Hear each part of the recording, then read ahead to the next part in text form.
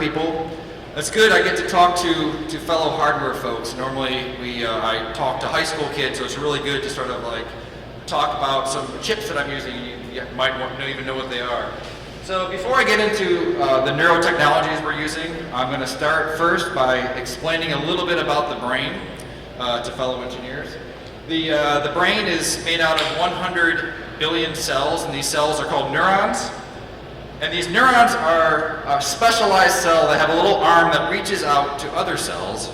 And down these, this is the special arm, it's called the axon, and down these axons, they send an electric message. And this electric message is very special in neuroscience. It's called a spike. And what happens when it reaches the end, it causes the next cell to either fire or not fire. And we encode all the things that we know, everything that we love, everything that we think, everything that we know. Everyone in the world is encoded with these little spikes. And these spikes look like this. They have a very unique waveform. And so what I try to do is I try to go out and try to teach people how the brain works by recording spikes. And so my background is, this is me a couple of years ago in getting my PhD in neuroscience. I would sit there for hours and hours and hours at a time looking at spikes on a screen. These are electrodes into a rat. And I was using very expensive equipment over here on the right. And it's kind of silly because you guys have probably never heard what the brain sounds like before. And the only people that really get to do that are PhDs in neuroscience, and the equivalent would be if you wanted to look through a telescope, you'd have to go into astrophysics and study for 6 years and pound on professors' doors, and eventually they'll let you look through the telescope. But today you can actually just go down and buy a telescope and look through the heavens, and you don't really need to have that much technology. You just need to buy this little kit and you can see the stars, the heavens, the moons. So around the time I was doing my PhD, I was involved in schools, going out there and teaching about the brain.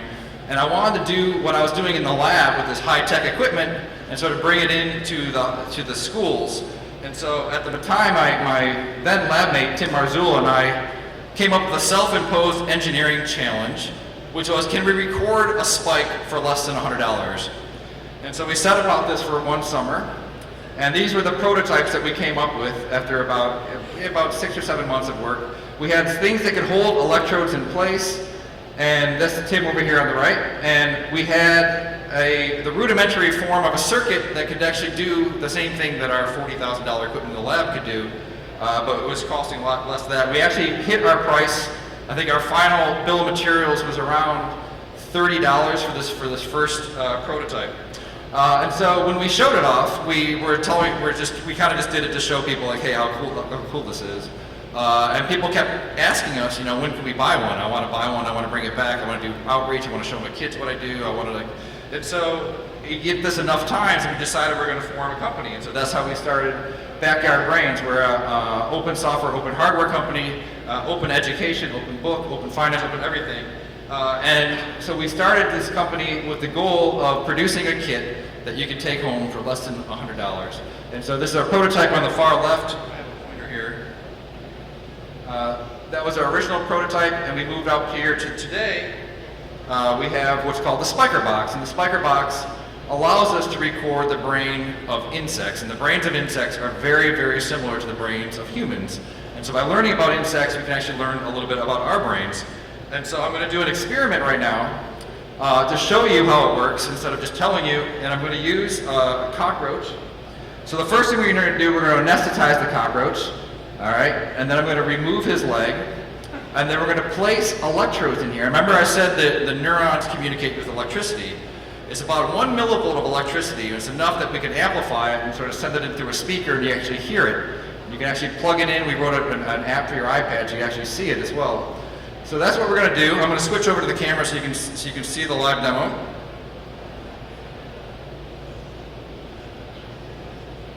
Okay, there it is. So what I have here is, whoops.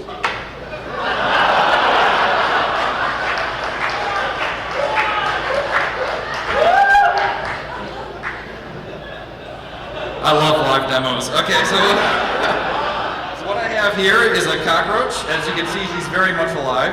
And I'm going to place him in ice water.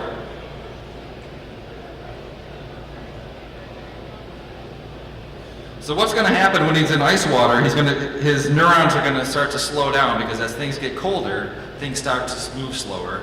when things move slower, basically the ion channels inside the cells can't open. When ion channels can't open, cells can't fire. When cells can't fire, you can't feel pain. You also cannot move. And so this very active cockroach in a couple seconds will be completely comatose and will be in a sort of what we call anesthetized. It's a reversible reaction which causes neurons to stop communicating.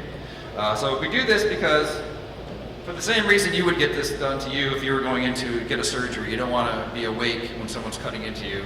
So when we remove this guy's leg, I'm going to actually have him not be moving.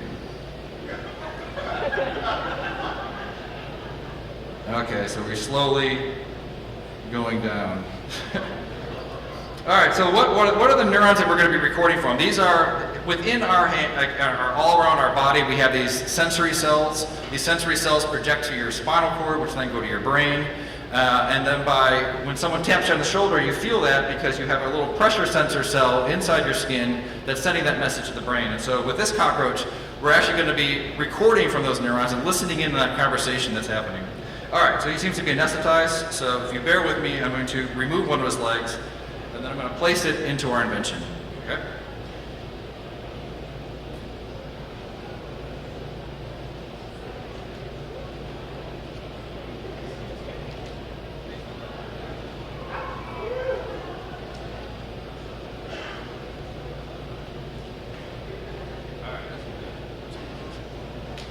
I just want you guys to be able to see this guy. So that right there is a cockroach leg. And on this cockroach leg, there's all these little hairs and barbs, just like we have hairs on our legs. And so what we're going to do, we're going to put the pins in, and we're going to listen to what the cockroach sounds like.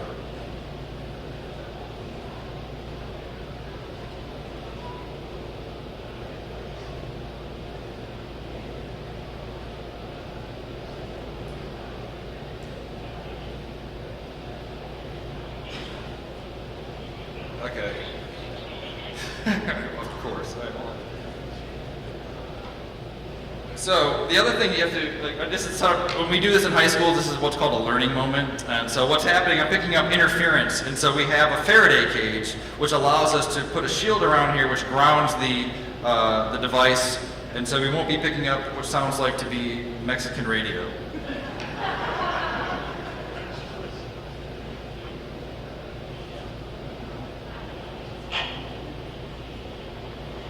Okay, so I'm going to have you listen to this, and I want you to tell me if you guys hear anything.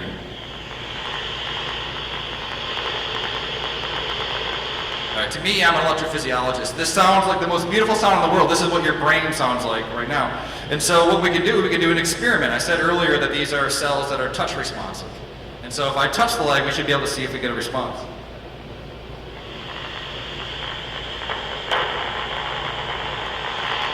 Okay. So what you're listening to, and I'm going to be setting up some demos in the back in a bit. What you're listening to is actually what neurons sound like. I can show you what they look like, but in lieu of time, I think I'll save that for a little bit later. And with these very simple preps, we can then start to teach methods about how the brain works. And so one thing that we know about neuroscientists is that those little spikes are encoding messages. And so when I brush the leg, you see in the lower left-hand corner, you see an increase in the firing of action potentials or spikes. And so this is how information gets encoded in the brain. The harder you press on something, the more spikes there are. That's called rate coding. The rate is encoding the information. This happens for all of our senses.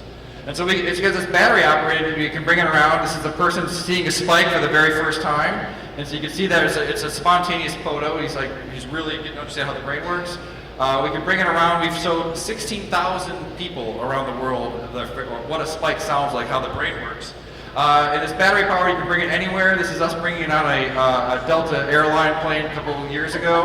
And we just put up a sign, come to our seats, you can learn about neuroscience.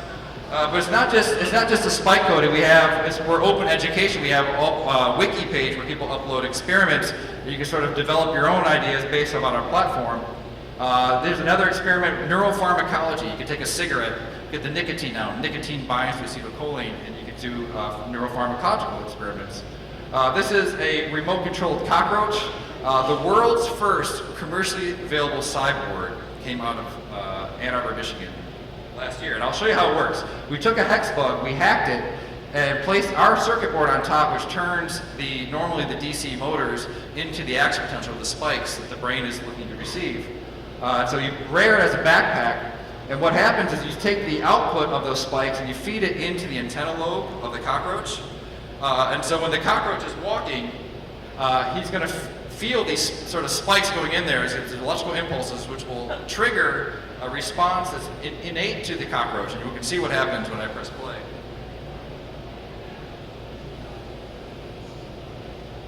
All right, so now we put some LEDs on there, so you can see it's twisting when it sees the light.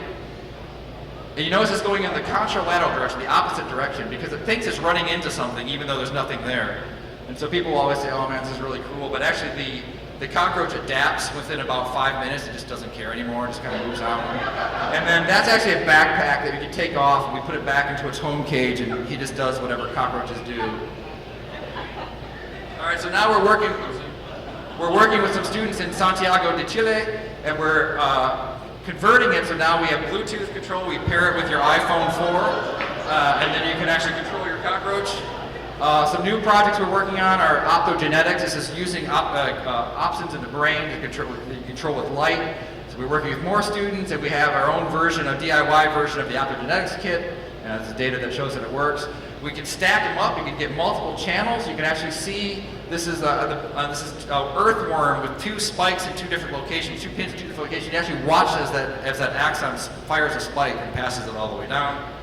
We sell everything as a kit, so it's for less than that, for less than $50. We have students that actually put it together and build it themselves, and they learn a little bit about analog electronics, an ancient tradition, no longer done or probably around people around here. And then students get to do that, and then we are an open books company as well, so all of our finances are available for trying to get other scientists and engineers to start open hardware companies, so you can actually make some money. Our burn rate's about $30K, so we're getting there closely. And now we are actually we first got into professors' labs, then into the college and sort of smaller universities, and now we're starting to see an uptick in high school, so we're actually beginning the neuro revolution. So I just want to say thank you, and these are the people that work with me to sort of make this happen. Thank you.